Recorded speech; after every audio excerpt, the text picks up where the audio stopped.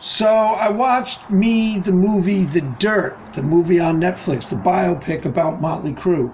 And I gotta say, it was really pretty entertaining. It was really pretty fun movie to watch. It's cheesy, it's a biopic and kind of moves fast and apparently distorts some of what you see.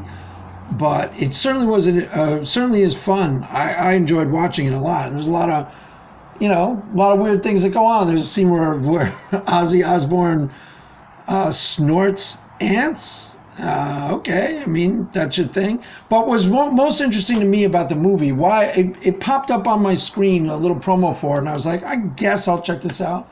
Because Motley Crue is of my generation. Hair metal bands were huge when I was in high school. That was a really big thing. And it was interesting to me because I really wasn't a fan.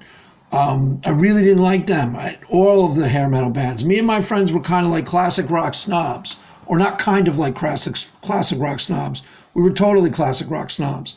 We listened to some hard rock / heavy metal type bands, like the ones that we listened to though were Led Zeppelin. We were really into Pink Floyd, Black Sabbath.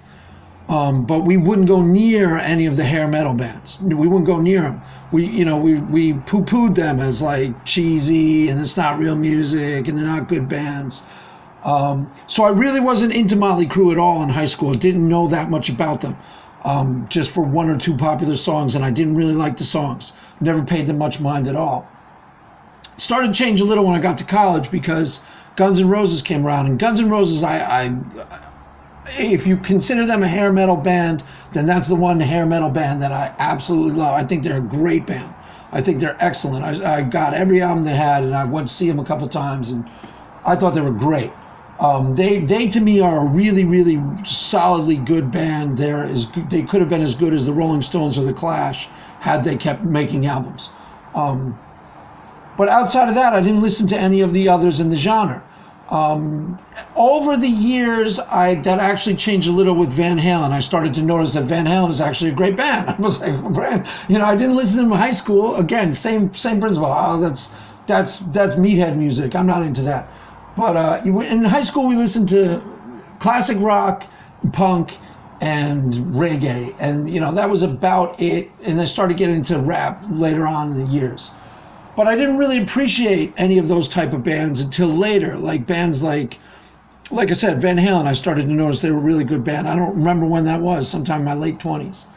But so what was interesting about the movie is the movie itself is really entertaining. If you're a fan of Motley Crue, you will probably love it. I was reading the comment section on clips of the movie, and some of the fans are just freaking out. It's really fun to watch. It's not a very good movie in any sense of the word, but there's some cool performances. The guy, Machine Gun Kelly, plays Tommy Lee. He was really good. I've actually met Tommy Lee. I helped him out at Radio Shack once. He lives down the street. Pamela Anderson used to go to her church. Supposedly. I never saw her there, but that was the rumor, that she showed up a bunch of times.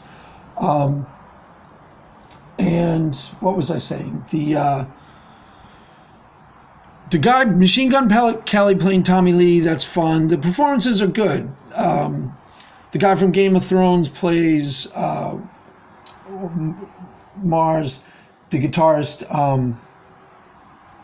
So where am I going with this? Okay, so what was interesting to me about the movie? It's a decent movie. If you're into Motley Crue, check it out. You will like it. It's very entertaining. It's one of these fast-moving movies that are fun to watch. It's a perfect thing for Netflix.